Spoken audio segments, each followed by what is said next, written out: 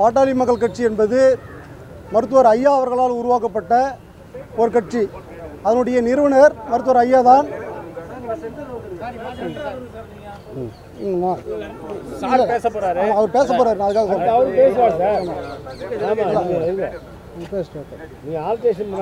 பாட்டாளி மக்கள் கட்சியை உருவாக்கியதே டாக்டர் ஐயா மட்டும்தான். அதனுடைய நிறுவனரும் அவர் தான். தற்போதைய தலைவர், பொதுக்குழுவால் தேர்ந்தெடுக்கப்பட்ட கட்சியினுடைய தலைவரும் மருத்துவர் ஐயா அவர்கள் தான். அப்படி இருக்கும்போது சில குளறுபடிகள் செய்து, சில சதிகளை செய்து, டெல்லியில் தேர்தல் ஆணையத்தை ஏமாற்றி கட்சி மருத்துவர் அன்புமணியிடம் இருப்பது போலவும், சின்னம் அவர்களுக்கு ஒதுக்கீடு செய்யப்பட்டது போலவும் ஒரு மாய தோற்றத்தை இங்கே ஏற்படுத்தி கொண்டிருந்தார்கள். சமீபத்தில் கூட உங்களுக்கெல்லாம் தெரியும், கட்சியினுடைய தலைவராக இல்லாத ஒருவர் தன்னை தலைவர் என்று சொல்லிக்கொண்டு அவரையும் அதிமுகவினுடைய பொதுச் செயலாளராக இருக்கக்கூடிய திரு எடப்பாடி பழனிசாமி அவர்கள் கூட்டணி என்கிற பெயரிலே பாட்டாளி மக்கள் கட்சியினுடைய தலைவர் என்று சொல்வது என்பது வெட்கக்கேடானது, அவமானமானது. ஒரு இத்தனை ஆண்டு காலமாக ஒரு கட்சியை நடத்தி கொண்டு வரும் எடப்பாடி பழனிசாமி அவர்கள் இப்படி நடந்து கொள்வது எங்களுக்கு ஆச்சரியத்தையும் வருத்தத்தையும் தருகிறது. ஏனென்று சொன்னால், இன்றைய பொதுச் செயலாளர் திரு எடப்பாடி பழனிசாமி அவர்கள், ஆனால் தற்பொழுது சசிகலா அவர்கள் இந்த கட்சியினுடைய பொதுச் செயலாளர் நான் தான் என்று சொன்னால் அதை எடப்பாடி பழனிசாமி அவர்கள் ஏற்றுக்கொள்வாரா என்பதுதான் எங்களுடைய கேள்வி. அந்த வகையில் இன்று தொடர்ந்து மீடியாக்களில் நீங்களும் கூட நண்பர்கள், ஊடகத்துறை நண்பர்கள் நிறைய இடங்களில் நாங்கள் பார்க்குறோம். அந்த செய்தியை போடும் பொழுது பாட்டாளி மக்கள் கட்சியினுடைய தலைவர் டாக்டர் அன்புமணி ராமதாஸ் என்று நீங்கள் சொல்வதை நாங்கள் அறிகிறோம். அது நிச்சயம் மாற்றிக்கணும். நாங்கள் பலமுறை உங்ககிட்ட சொல்லியிருக்கிறோம். தேர்தல் ஆணையம் அப்படி பாட்டாளி மக்கள் கட்சியுடைய தலைவர் டாக்டர் அன்புமணி ராமதாஸ் தான் என்று எந்த இடத்துலையுமே சொல்லவில்லை. தேர்தல் ஆணையத்தினுடைய வழக்கறிஞராக இருக்கக்கூடியவர்களும் டெல்லி உயர்நீதிமன்றத்தில் அந்த வழக்கு நடத்தியவர் இது அருகில் இருக்கார், முன்னாள் நீதிபதி அவர்கள் அருகில் இருக்கின்றார். அங்கேயும் அவர்கள் போட்ட அஃபிடேவிட்லேயும் சரி, அவங்க பண்ண ஆர்குமெண்ட்லேயும் சரி, நாங்கள் அன்புமணியே தலைவர் என்று சொல்லவில்லை அப்படி என்பதை ஆணித்தரமாக அவங்க சொல்லியிருக்காங்க. நாங்கள் கொடுத்த லெட்டரே இறுதியாக கிடையாது. இது எங்ககிட்ட தகவல் படி நாங்கள் கொடுத்துருக்குறோம், அவ்வளோதான். அதனால் நீங்கள் இதையே முடிவாக எடுத்துக்கூடாதுன்றதை தேர்தல் ஆணையத்தினுடைய வழக்கறிஞர் டெல்லி உயர்நீதிமன்றத்தில் தெளிவாக சொல்லியிருக்காங்க. உத்தரவில் இருக்குது, நீங்களும் படிச்சிருப்பீங்க. இந்த சூழ்நிலை இன்னமும் நான் தான் தலைவர் சொல்கிறது, இந்த சின்னத்தம்பி படத்தில் ஒரு கேரக்டர் இருக்கும், ஒரு மஞ்சக்கயிறு தூக்கிட்டு எனக்கு கல்யாணம்னு ஒரு பைத்தியம் ஓடும். அந்த மாதிரி இருக்குது, வேடிக்கையாக இருக்குது. இந்த மாதிரி செயலை இனியும் மருத்துவர் அன்புமணி ராமதாஸோ அவருடைய ஆதரவாளர்களோ, அதிலும் குறிப்பாக சட்டப்புலி திரு பச்சோந்தி கே பாலு அவர்களோ இந்த மாதிரி எதையும் திரிக்காதீங்கன்னு நான் அந்த நேரத்தில் கேட்டுக்கிறேன். இப்போ இன்றைக்கி இது சம்மந்தமாக தான் நாங்கள் வழக்கு தாக்கல் செஞ்சுருக்கோம். நாங்கள் 3 வழக்கு பதிவு பண்ணியிருக்கிறோம். ஹைகோர்ட்டில் நாங்கள் சிஎஸ், அதாவது சிவில் சூட்டு ஃபைல் பண்ணியிருக்கிறோம். அதில் ஐயாவை தலைவராக டிக்ளரேஷன் பண்ணணும்னு சொல்லி நம்ம கேட்டிருக்கிறோம். அதே போல் ஹைகோர்ட்டில் ரிட்டு ஒன்று போட்டிருக்கிறோம். அதில் ஏற்கனவே தேர்தல் ஆணையம் மாம்பழம் சின்னம் பாட்டாளி மக்கள் கட்சிக்கு ஒதுக்கீடு செய்யப்பட்டிருப்பதாக ஒரு கடிதத்தை திலக் ஸ்ட்ரீட்டுக்கு அனுப்பிச்சாங்க. அந்த திலக் ஸ்ட்ரீட்டுடைய முகவரி என்பது டாக்டர் அன்புமணி ராமதாஸ் அவர்கள் வாழ்ந்த வீடு. அந்த தேர்தல் ஆணையம் கொடுத்த கடிதம் டாக்டர் அன்புமணி ராமதாஸ் பாட்டாளி மக்கள் கட்சின்லாம் கொடுக்கல. தி பிரசிடென்ட் பாட்டாளி மக்கள் கட்சின்னு போட்டு மாம்பழ சின்னம் பாட்டாளி மக்கள் கட்சிக்கு ஒதுக்கீடு செய்யப்பட்டிருக்கிறதுன்னு ஒரு கடிதம் கொடுத்தாங்க. அந்த கடிதம் தவறான முகவரிக்கு போயிருக்கிறது. எங்களுடைய முகவரி தைலாபுரம் தோட்டம், தேனம்பட்டை, இது 2 தான் எங்களுடைய முகவரி. அதனால் அந்த கடிதத்தை எங்களுக்கு இந்த இடத்துக்கு அனுப்புங்கன்னு சொல்லி அதில் நாங்கள் ஒரு டைரக்ஷன் கேட்குறோம். அதே போல் சிட்டி சிவில் கோர்ட்டில் ஒரு வழக்கு நாங்கள் சூட்டு ஃபைல் பண்ணுறோம். அது பொதுச் செயலர் முரளி சங்கர் பெயரில் நாங்கள் பதிவு செஞ்சுருக்கோம். அதில் என்ன சொல்லியிருக்கோம்னா, கட்சியினுடைய கொடியையோ கட்சியினுடைய பெயரையோ அந்த சின்னத்தையோ எங்களுதுன்னு சொல்லி யாரும் உரிமை கோரக்கூடாது, அதுக்கு தடை விதிக்கணும்னு சொல்லி கேட்டுருக்கோம்.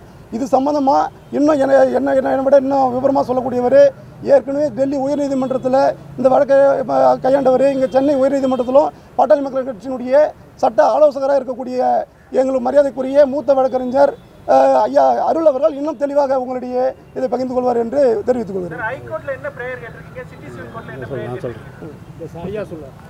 உங்களுக்கு எல்லாருமே பொங்கல் நல்வாழ்த்துக்கள், பிலேட்டட் விஷஸ், புத்தாண்டு வாழ்த்துக்கள். இந்த 2026 வருஷத்தில் பத்திரிகை, இந்த 4வது தூண் என்று சொல்லக்கூடிய பத்திரிகா சுதந்திரம் ஒன்று உள்ளது.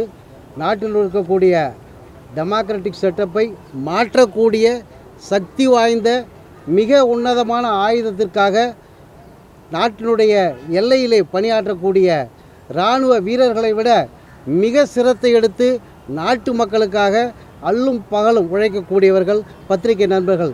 உங்கள் வாயிலாக சில உண்மைகளை நாட்டு மக்களுக்கு, ஜனநாயகத்தில் நம்பிக்கை உள்ளவர்களுக்கு தெரியப்படுத்த வேண்டியது பாட்டாளி மக்கள் கட்சியினுடைய வழக்கறிஞர் என்ற முறையிலும், பாட்டாளி மக்கள் கட்சியுடைய நிறுவன தலைவர் ஐயா மருத்துவர் ராமதாஸ் அவர்களுடைய சட்ட ஆலோசகர் என்ற முறையிலும் நான் சொல்ல வேண்டியது எனது கடமையாகிறது.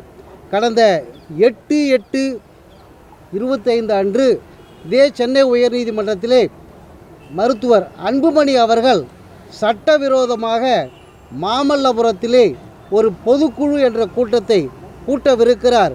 அதை கூட்டக்கூடாது, ஏனென்று சொன்னால் அதனால் சட்டம் ஒழுங்கு சீர்கெடும். மருத்துவர் ஐயாதான் 30/5/2025 தலைவராக இருக்கிறார்.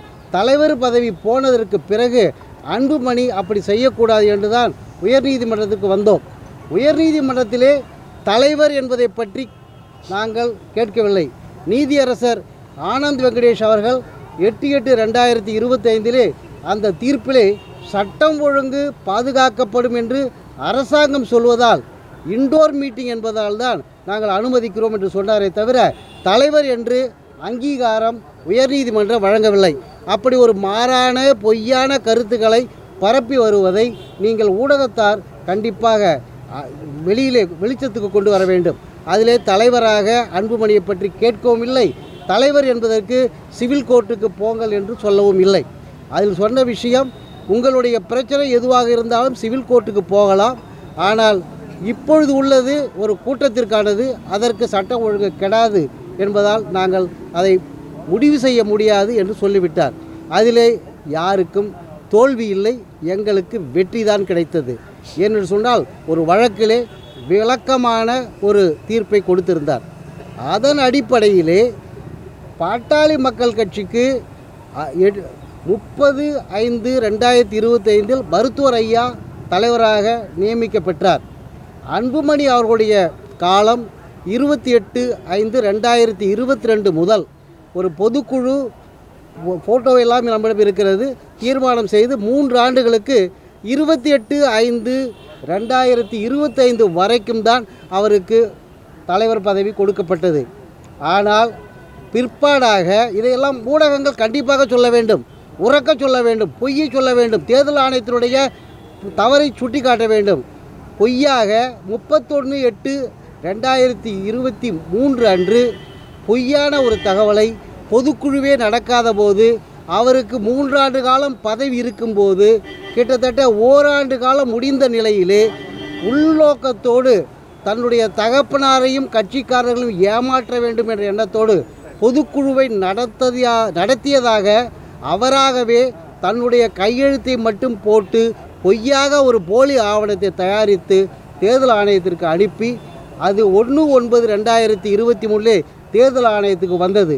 தேர்தல் ஆணையமும் அந்த ஆவணத்தை வைத்துக்கொண்டு எந்த பிரச்சனையும் இல்லாமல் இருக்கும்போது செய்வதைப் போல 4/12/2023 அன்று அந்த ஆவணத்தை ஏற்றுக்கொண்டதாகவும், அதன் அடிப்படையிலே 23 26 வரை அன்புமணி தலைவர் என்ற ஒரு கருத்தையும் கூறியது.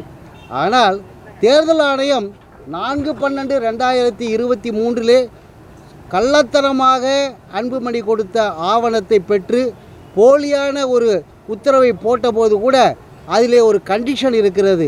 அதில் இருக்கக்கூடிய 2 பகுதியிலே இப்படிப்பட்ட ஒரு பொறுப்பு 3 ஆண்டு காலத்தில் கொடுக்கப்பட்டுள்ளதில் யாரையாகிலும் திரும்பவும் நியமித்தாலோ, அல்லது யாராயிலும் நான் தான் தலைவர் என்று வந்தாலோ, அல்லது நீதிமன்றத்தில் வழக்கு தொடுத்தாலோ, அந்த நிமிடமே இந்த பதவி அன்புமணிக்கு இல்லா போய்விடும், அன்புமணி டீமுக்கு அது இல்லை என்று முடிவாக சொன்னார்கள்.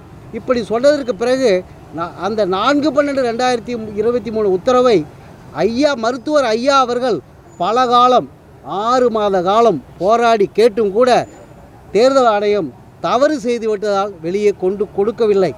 தேர்தல் ஆணையத்தை எதிர்த்து நான் 4/12/2025 டெல்லி உயர்நீதிமன்றத்திலே வழக்கு தாக்கல் செய்தபோது அந்த 4/12/2023 தேதியிட்ட ஆவணம் தேர்தல் ஆணையத்துடைய வழக்கறிஞர் வாயிலாக நீதிமன்றத்துக்கு வந்தது. அதில் இருப்பதை பார்த்ததுமே நீதி அரசி அதை பார்த்து அவருடைய பதவி அற்று போய்விட்டது, அன்புமணி பதவியில் இருக்க இயலாது, ஏனென்று சொன்னால் தலைவர் என்ற வேறு ஒருவர் வந்துவிட்டால், வழக்கு தாக்கல் செய்துவிட்டால் அன்புமணியினுடைய டேர்ம் முடிந்து விட்டது, இனி அவர் கோர முடியாது என்று சொன்னது. அதையே பல்ட்டி அடித்த தேர்தல் ஆணையம், ஆம், நாங்கள் அன்புமணியை தலைவராக அங்கீகரிக்கவில்லை, அன்ரிகக்னைஸ்ட் பார்ட்டி, பொலிட்டிக்கல் பார்ட்டி என்ற பாட்டாளி மக்கள் கட்சிக்கு அங்கீகாரம் இல்லாத பட்சத்திலே அதனுடைய தர்க்கத்தை தீர்க்கக்கூடிய உரிமை எங்களுக்கு கிடையாது. அதன் அடிப்படையிலே அன்புமணி பாட்டாளி மக்கள் கட்சியுடைய தலைவரே அல்ல, அவர் தலைவர் என்று சொல்லக்கூடியதை தீர்மானிக்கக்கூடிய உரிமையும் எங்களுக்கு இல்லை. அவர் தலைவர் என்று சொன்னால் அவர் தனியாக வழக்கு போட்டுக்கொள்ள வேண்டும் என்று அவருக்கு சொல்லிவிட்டார்கள். நாங்கள் தலைவர் என்று கிளைம் செய்ததால் 27/11/2025 தேர்தல் ஆணையம் ஒரு கடிதத்தை கொடுத்து, நீங்கள் தலைவர் என்று சொல்கிறீர்கள், 30/5/2025 தலைவர் சொல்கிறீர்கள், ஆனால் அவர் தர்க்கம் எழுப்புகிறார், நீங்கள் தலைவராக இருப்பதாக சொன்னால் உங்களுடைய கட்சியினுடைய உட்கட்சி விவகாரத்திலே கமிட்டி அமைத்து அதில் உங்களை தேர்வு செய்ய வேண்டும் என்று சொன்னார்கள். டெல்லியினுடைய தீர்ப்பிற்கு பிறகு கடந்த 17/12/2025 ஒரு தலைமை செயற்குழு கூடி செயற்குழு அங்கீகரித்து 29/12/2025 சேலத்திலே நடந்த மாநாட்டிலே மீட்டிங்கிலே மருத்துவர் ஐயா தான் தலைவராக தொடர்கிறார், அவருடைய டீம் தான் தலைவர் பொறுப்பை ஏற்று நடத்துகிறது என்ற ஒரு கடிதத்தை 17/12/2025 தேர்தல் ஆணையத்துக்கு கொடுத்தோம். 30 நாட்களுக்கு முன்பாக கொடுத்து தேர்தல் ஆணையம் அதை பதிவு செய்து கொண்டது. அந்த வகையிலே தேர்தல் ஆணையத்தினுடைய உத்தரவுக்கு இணங்க, அறிவுறுத்தலுக்கு இணங்க மருத்துவர் ஐயா தான் பாட்டாளி மக்கள் கட்சியின் தலைவராக இருக்கிறார். பொய்யே பேசி கொண்டிருக்கக்கூடிய அன்புமணி தரப்பு இந்த உண்மையான ஒரு நிலவரத்தை மக்களுக்கு சொல்லாமல், தாங்கள்தான் கட்சி என்று, தங்களைத்தான் அங்கீகாரம் செய்தார்கள் என்று, தங்களுக்கு தான் சின்னம் இருக்குது என்று பொய்யாக சொல்லி வந்ததை தடுப்பதற்காக இன்னும் ஒருபடி சென்று இன்று சென்னை உயர்நீதிமன்றத்திலே ஒரிஜினல் சைடிலே சிவில் வழக்கு தாக்கல் செய்துள்ளோம். அது மட்டுமல்லாமல் சென்னை உயர்நீதிமன்றத்திலே மாம்பழ சின்னம் பாட்டாளி மக்கள் கட்சிக்கு கொடுக்கப்பட்டுள்ளதை மருத்துவர் ஐயா தலைவராக இருப்பதால் அவருடைய விலாசத்துக்கு அனுப்ப வேண்டும் என்று சொல்லியும் வழக்கு தாக்கல் செய்துள்ளோம். சிவில் நீதிமன்றத்திலே பாட்டாளி மக்கள் கட்சிக்கு மருத்துவர் ஐயா தான் தலைவராக உள்ளார். நிறுவன தலைவரை தவிர வேறு யாருக்கும் விதி 13 மற்றும் 35 அடிப்படையில் தேர்தலில் கூட்டணி வைக்கவோ பேசவோ அதிகாரம் இல்லை என்ற ஒரு சட்டம் இருப்பதை அனைவருக்கும் தெரியப்படுத்த வேண்டும் என்பதற்காகவும், அதன் அடிப்படையிலே இந்தியாவில் இருக்கக்கூடிய எந்த தேசிய கட்சியோ, எந்த மாநில கட்சியோ அல்லது அண்ணா திமுகவோ அவரிடம் கூட்டணி பேச எந்த உரிமையும் இல்லை. கூட்டணி பேசுவதற்கு யாரும் அவரை அழைக்க சட்ட முகாந்திரம் இல்லை. கூட்டணிக்கு செல்வதற்கு அன்புமணிக்கு எந்த விதமான முகாந்திரமும் இல்லை. அன்புமணி ஒரு தனி மனிதர். அவர் கட்சி பெயரை உபயோகப்படுத்தக்கூடாது. கட்சி என்பது பாட்டாளி மக்கள் கட்சி என்பது மருத்துவர் ஐயாவிடம்தான் உள்ளது. அவர்தான் தேர்ந்தெடுக்கப்பட்ட தலைவர், அங்கீகரிக்கப்பட்ட தலைவர். இந்த சூழலே அவரிடம் தேர்தல் கூட்டணி யார் வைத்தாலும் தேர்தல் கூட்டணி வைப்பவர்கள் மீது தேர்தல் ஆணையத்தில் புகார் கொடுப்போம் என்று சொல்லி புகாரையும் கொடுத்துள்ளோம். அது அல்லாமல் நாங்கள் இப்பொழுது தேர்தல் ஆணையத்தினுடைய உத்தரவு இல்லாமல் ஒரு பொய்யான கட்சியை தான் வைத்திருப்பதாக சொல்லி ஏமாற்றி கட்சியிடம் கூட்டணி வைத்துள்ள அன்புமணி மீது சிவில் மற்றும் கிரிமினல் வழக்கு தாக்கல் செய்ய சொல்லியும் புகார் கொடுத்துள்ளோம். அதற்காக சிவில் நீதிமன்றத்திலே, சிட்டி சிவில் கோர்ட்டிலே எங்களுடைய இந்த கட்சியினுடைய பொதுச் செயலாளர் முரளி சங்கரும் கட்சியின் கொடி, சின்னம், கட்சி பெயர், மருத்துவர் ஐயா படம் எதனையும் அன்புமணியோ அன்புமணி தரப்போ உபயோகப்படுத்தக்கூடாது. தேர்தல் நேரத்திலே தேசிய கட்சி ஆனாலும் சரி அல்லது மாநில கட்சி ஆனாலும் சரி, எந்த கட்சியும் பாட்டாளி மக்கள் கட்சியுடன் கூட்டணி என்று சொல்லி எந்த கூட்டணி ஏற்படுத்தவும் கூடாது. அப்படி ஏற்படுத்தினால் 1872 வருடத்திய ஒப்பந்த சட்டம், கான்ட்ராக்ட் ஆக்ட் பிரிவு 23 படி அவர்கள் குற்றம் செய்வதற்கு தூண்டியவர்கள் ஆவார்கள். அப்படியானால் இந்த நடைமுறையிலே அதிமுகவில் உள்ள மாண்புமிகு முன்னாள் முதல்வர், இந்நாள் எதிர்க்கட்சி தலைவர் பழனிசாமி அவர்கள் தன்னுடைய மிகுந்த அனுபவம் இருந்தும் கூட இப்பொழுது எந்த எந்த அழுத்தத்திற்காக ஆட்பட்டு கூட்டணி அமைத்தார் என்று எங்களுக்கு தெரியவில்லை. அப்படி இருக்கும் பட்சத்தில் அதிமுகவுடைய பொதுச் செயலாளர் அன்புமணியுடன் ஏற்படுத்திய கூட்டணி சட்ட விரோதம் என்பதற்காக வழக்கு தாக்கல் செய்துள்ளோம். அந்த வழக்கு சிட்டி சிவில் கோர்ட்டிலே உள்ளது. நாங்கள் வழக்கு மட்டும் தாக்கல் செய்யவில்லை, உடனடியாக இடைக்கால தடையும் கேட்டிருக்கிறோம். வழக்குகள் அனைத்தும் ஃபைல் செய்து நம்பராகிவிட்டது. அந்த நம்பர் உங்களுக்கு வழக்கறிஞர் சொல்லுவார். அந்த கோப்புக்கு வந்ததும் அந்த வழக்கினுடைய விவரங்கள் அனைத்தையும் அதில் உள்ள உத்தரவுகள் அனைத்தையும் உங்களுக்கு மீண்டும் ஒரு முறை நான் சொல்றதுக்கு கடமைப்பட்டிருக்கிறேன். உங்களுக்கு ஏதாவது கேள்வி இருந்தால் கேட்கலாம். ஒன்றோட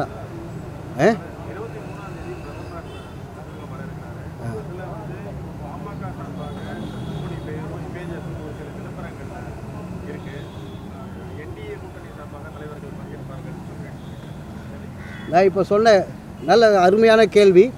பாட்டாளி மக்கள் கட்சி என்பது இந்த நாட்டிலே ஒரே ஒருவரை தலைவரை கொண்டுள்ளது. இந்த நிமிஷத்திலே டாக்டர் ராமதாஸ் தான் தலைவர், அன்புமணி தலைவர் அல்ல. அவரிடம் பாரத பிரதமரே உட்கார்ந்து கூட்டணி பேசினாலும் தவறு தவறு தவறு. அதற்கை தேர்தல் ஆணையத்திலே நாங்கள் சுட்டிக்காட்டி அப்படி ஒரு கள்ளத்தனமாக கட்சியை திருடக்கூடிய நடவடிக்கை எடுக்கும் அன்புமணியோடு சேர்ந்து பிளாட்ஃபார்ம் ஷேர் செய்தால் அது தவறு என்போம். நாங்கள் பிரதமருக்கும் பழனிசாமிக்கும் இப்பொழுது கடிதத்தை அனுப்பவிருக்கிறோம். இப்படிப்பட்ட கட்சிக்கு நீங்கள் கூப்பிட்டு கூட்டணி பேச வேண்டுமென்றால் டாக்டர் ராமதாஸை தான் கூட்டிருக்க வேண்டும்.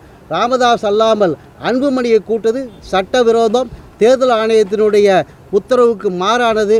எனவே எந்த தலைவரும், பாரத பிரதமர் மட்டுமல்ல எந்த தலைவருமே அவரை கூப்பிட்டு ஸ்டேஜில் வைத்து கட்சிக்கின் கூட்டணிக்கு தலைவர் என்று சொன்னால் அது சட்டவிரோதம் என்பதை எந்த நீதிமன்றத்திற்கும் போய் போராட தயாராக இருக்கிறார் மருத்துவர் ஐயா என்பதை சொல்லிக் கொள்கிறேன்.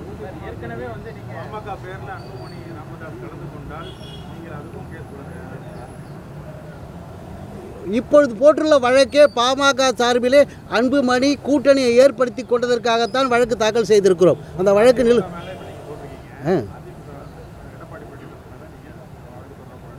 அன்புமணி மேலே போட்டு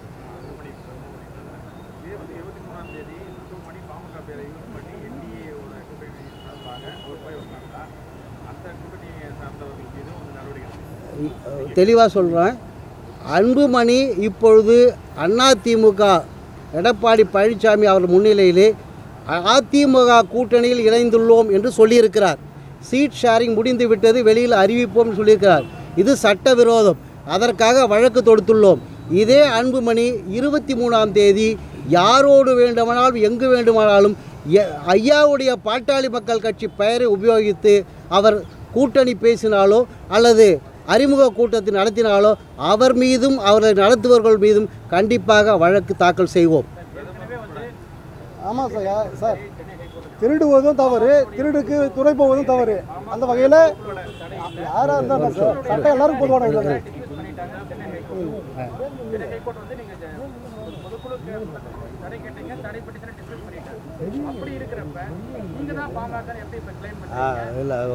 லேட்டாக வந்துட்டீங்களா?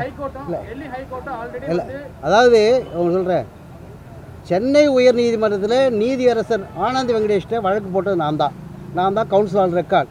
வழக்கில் கேட்ட பரிகாரம் என்னன்னு கேட்டால், பொதுக்குழுவை நடத்துறதுக்கு அன்புமணிக்கு அதிகாரம் இல்லை.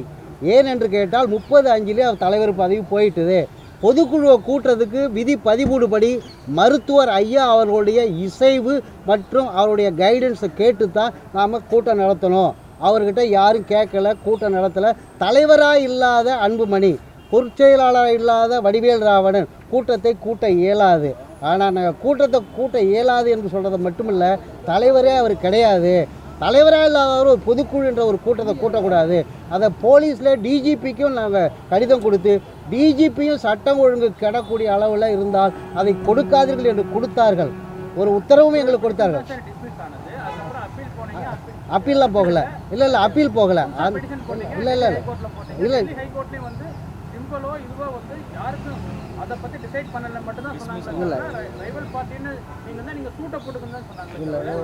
சொல்கிறேன், உங்களுக்கு விளக்கமாக சொல்கிறேன். டெல்லி உயர்நீதிமன்றத்தில், சென்னை உயர்நீதிமன்றத்தில் ரெண்டிலுமே சிவில் கோர்ட்டுக்கு போய் தான் யார் தலைவர் என்ற தர்க்கம் ரைவல் கிளைம் ஒரு தலைவர்னு அன்புமணி ராமதாஸ் இருந்தார். அவர் போனதுக்கப்புறம் டாக்டர் ராமதாஸ் தலைவர்னு நாங்கள் சொல்லிட்டோம். அதுக்கான ரெக்கார்டையும் கொடுத்துட்டோம். ஆனால் அன்புமணி தான் தலைவர்னு சொல்கிறாரு.